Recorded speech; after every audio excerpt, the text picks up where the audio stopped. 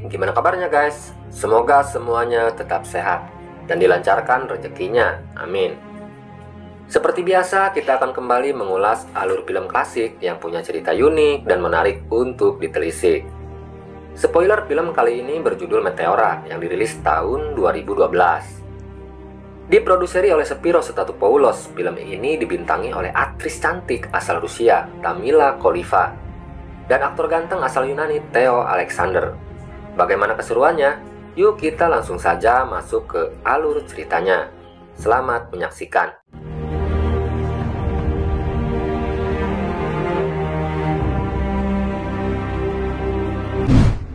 Kisah film ini berlatar belakang di sebuah lembah perbukitan, di sebuah tempat terpencil yang dijuluki sebagai negeri di atas awan, dengan tebing batu yang menjulang tinggi dan lembah hijau yang eksotis. Sebuah mahakarya dari sang pencipta yang keindahannya begitu dramatis.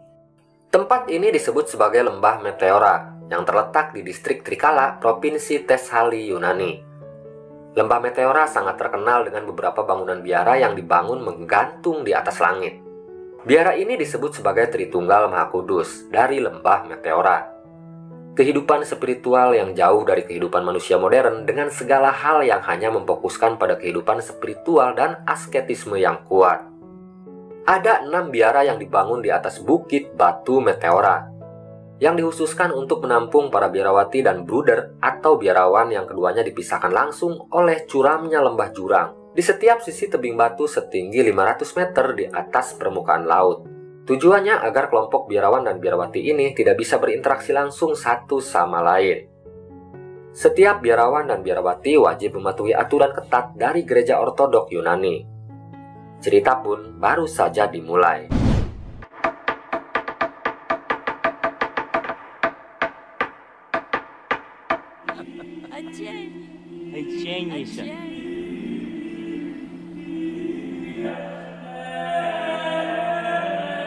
Cerita diawali dengan diperlihatkannya 2 orang biarawan dan biarawati yang awalnya sudah janjian untuk bertemu di sebuah tempat secara sembunyi-sembunyi. Wanita cantik ini bernama Sister Urania, seorang biarawati yang tinggal di salah satu biara di Lembah Meteora. Sedangkan yang laki-laki adalah seorang biarawan bernama Theodoros.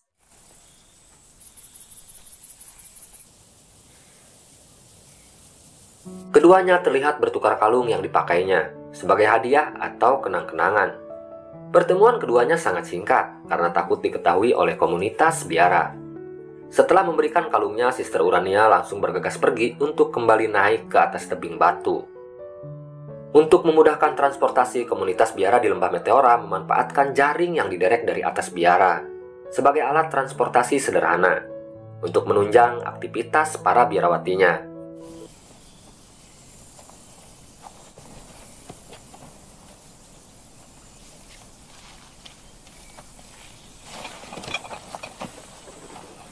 Selain menjadi alat transportasi untuk menaiki tebing batu, jaring ini juga digunakan untuk menarik beberapa barang kebutuhan pokok yang dibeli di pasar, yang nantinya diderek ke atas biara untuk mengisi stok makanan.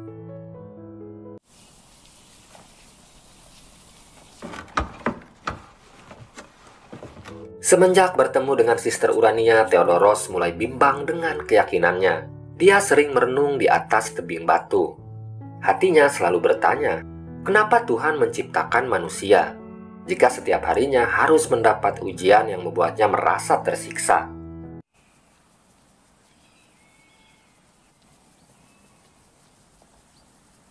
Sama seperti Theodoros, Sister Urania mulai bimbang dengan keimanannya. Dia mulai bertanya kepada Tuhan Yesus, kenapa ada 2 keping perasaan di dalam hatinya? Kenapa Tuhan tidak menciptakan 1 keping hati saja, agar dia fokus hanya mencintai Tuhannya? Sister Urania kembali bertanya kepada Tuhannya, kenapa di dunia ini harus ada laki-laki, jika kehadirannya hanya menjadi ujian berat bagi keimanannya? Melihat ada celah untuk menyesatkannya, iblis mulai bersemangat untuk menggodanya. Sister Urania mulai merasakan iman telah mengekang hidupnya. Di suatu hari, sambil memeluk lututnya, Sister Urania sedang berhayal menjadi seekor burung merpati yang bisa terbang bebas dan hinggap di sebuah padang hijau yang luas. Dia hanya berharap bisa menemui Theodoros untuk sekedar menghabiskan waktu bersamanya.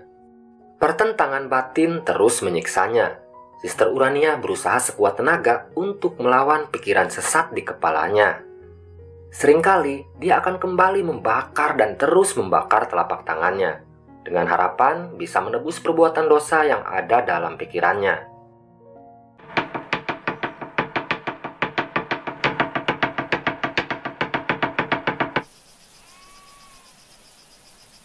Я предан им, как я был предан собственным. Perkenalan Sister Urania dengan Theodoros diawali dari pekerjaan mereka yang sama-sama ditugaskan oleh biaranya untuk mengelola dan mengurus pertanian di lembah Meteora. Karena seringnya bertemu, akhirnya keduanya saling memendam perasaan satu sama lain. Господи, благослови. Sebenarnya keduanya sudah berusaha untuk melawan perasaan yang salah tersebut dengan cara saling menghindar dan menyibukkan diri dengan kegiatan keagamaan. Namun semakin mereka melawan, perasaan itu semakin menyiksa batin keduanya.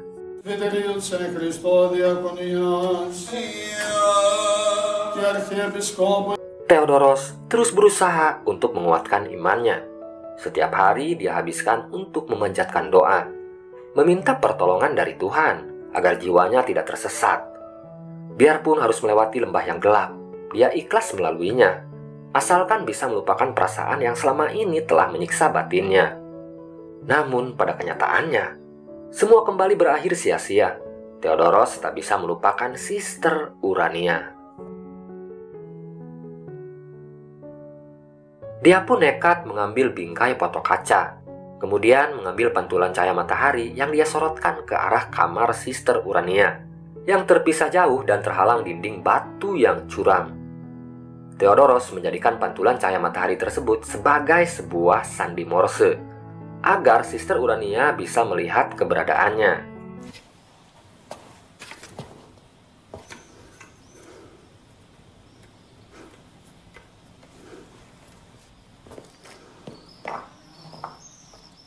Di suatu hari, Theodoros mendatangi sebuah peternakan kambing di lembah Meteora.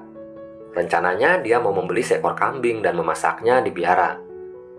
Kemudian Theodoros mengajak Sister Urania untuk janjian ketemuan. Rencananya dia akan mengajak Sister Urania untuk makan siang bersama di bawah pohon yang rindang di tengah perkebunan.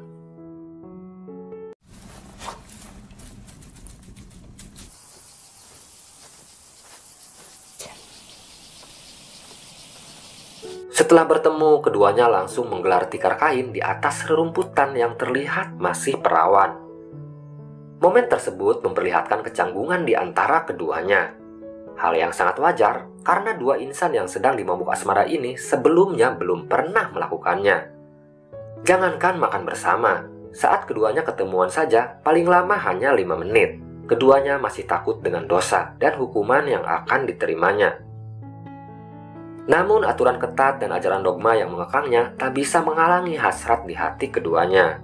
Theodoros mulai meminta Sister Urania untuk mencicipi daging kambing hasil masakannya. Sesekali keduanya saling curi-curi pandang dan tersenyum malu-malu kucing. Sambil terus memanjatkan doa dan menjaga jarak di antara keduanya, dua pelayan biara ini terlihat lahap memakan daging kambing, ditemani suara burung gereja yang terbang di atasnya.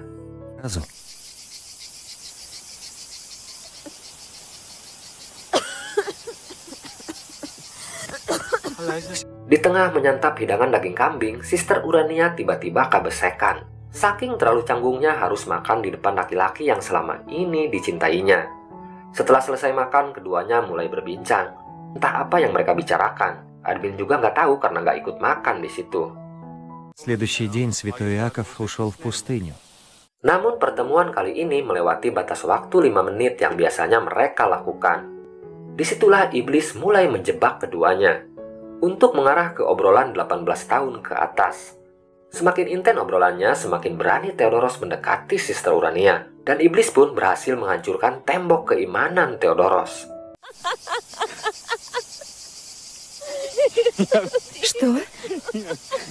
Dia mulai melakukan perbuatan maksiat dengan mencium tangan Sister Urania dan mencoba mencumbunya. Mendapat perlakuan seperti itu, Sister Urania terlihat kaget. Dia mencoba menjauhkan wajah Theodoros dari wajahnya. Namun iblis tak kehabisan akal. Mereka mulai mendobrak tembok keimanan Sister Urania. Akhirnya, keduanya saling meluapkan hasrat yang selama ini menyiksa jiwanya.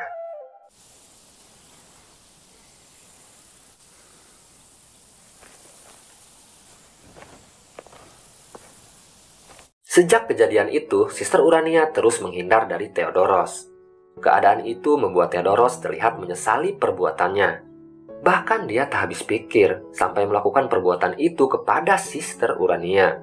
Padahal dia sudah tahu perbuatan tersebut bertentangan dengan ajaran agama yang diyakininya. Kehidupan biarawan tersebut benar-benar hancur. Setiap mendengar lonceng biara berbunyi, suaranya seperti menusuk telinganya dan memecahkan kepalanya. Theodoros benar-benar sangat menyesal telah melakukan perbuatan dosa yang dilaknat oleh Tuhannya. Sama seperti Theodoros, Sister Urania hanyut dalam kesedihan. Hatinya benar-benar hancur setelah melakukan perbuatan maksiat yang tidak seharusnya dia lakukan di lingkungan biara.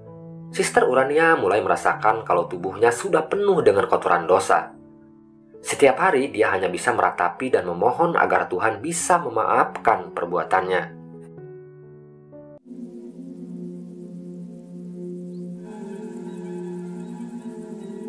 Namun 1000 penyesalan dan jutaan bait doa yang diucapkan tak bisa membunuh perasaan keduanya. Cinta akan daging begitu kuat mencengkeram hati keduanya. Di suatu hari, Theodoros kembali nekat mengirim sandi Morse, yaitu memakai bingkai kaca untuk kembali memantulkan sinar matahari yang diarahkan ke kamar Sister Urania. Melihat ada pantulan cahaya matahari yang masuk ke kamarnya, Sister Urania semakin cepat dan khusyuk memanjatkan doa. Dia memohon agar Tuhan Yesus bisa melindunginya dari godaan daging yang terus menguji keimanannya.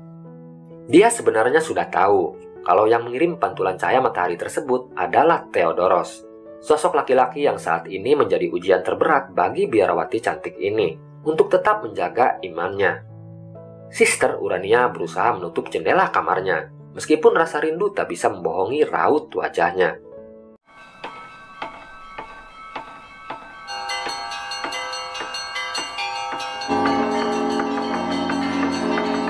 Sepekan berlalu, perbuatan maksiat yang dilakukannya bersama Theodoros di tengah perkebunan seperti menjadi virus yang mematikan buat Sister Urania. Dia benar-benar tak berdaya untuk membunuh hasratnya. Semakin mencoba untuk menghindar, semakin berat hasrat itu menyiksa jiwanya. Sampai di suatu malam, dia nekat memuaskan kesepiannya dengan cara berfantasi ria di kamarnya.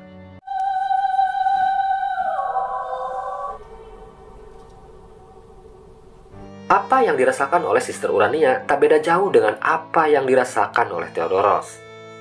Bahkan biarawan ini jauh lebih terpuruk. Dia sudah tak bisa lagi khusyuk saat melakukan ritual keagamaan di biaranya. Lebih parahnya lagi, dia mulai berhayal membawa Sister Urania ke sebuah gua agar keduanya bisa aman dan bebas melepaskan hasratnya.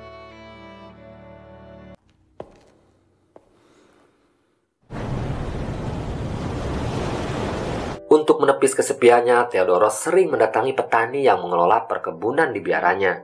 Berinteraksi dengan warga di luar biara sedikitnya bisa menghibur kegalauan yang dirasakannya.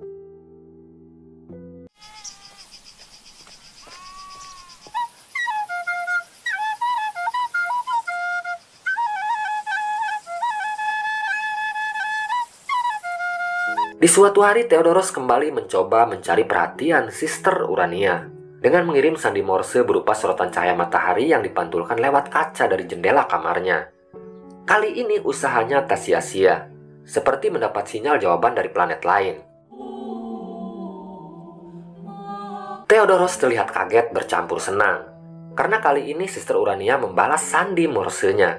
Biarawati cantik tersebut mengirim kembali pantulan cahaya lewat tutup kaleng makanan yang ada di kamarnya. Godaan iblis benar-benar telah menghancurkan keimanan keduanya. Meskipun terpisah tebing lembah dan jurang yang sangat dalam, iblis sanggup mengalahkan keimanan dua pelayan Tuhan ini. Hanya dengan trik klasik yang sangat sederhana, yaitu tipu daya cinta. Sister Urania akhirnya menerima ajakan Theodoros untuk bertemu di sebuah gua di bawah lembah Meteora. Di dalam gua tersebut, keduanya saling memuaskan hasrat yang selama ini menyiksa jiwa mereka. Setelah puas melakukan perbuatan dosa, Theodoros dan Sister Urania akhirnya memutuskan untuk melanggar sumpahnya dan meninggalkan panggilan dari Tuhan yang selama ini telah menjadi gembalanya. Keduanya memutuskan untuk menikah dan menjadi masyarakat biasa. Cerita pun akhirnya selesai.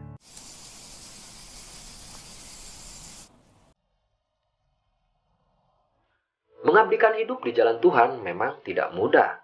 Butuh panggilan dan keikhlasan hati untuk melepaskan semua urusan duniawi. Karena jika hati masih sibuk dengan urusan dunia, maka iblis bisa dengan mudah akan menyesatkan kehidupan kita. Mungkin sekian dulu alur cerita film kita kali ini. Sampai berjumpa kembali di alur cerita film klasik selanjutnya. Hatur nuhun.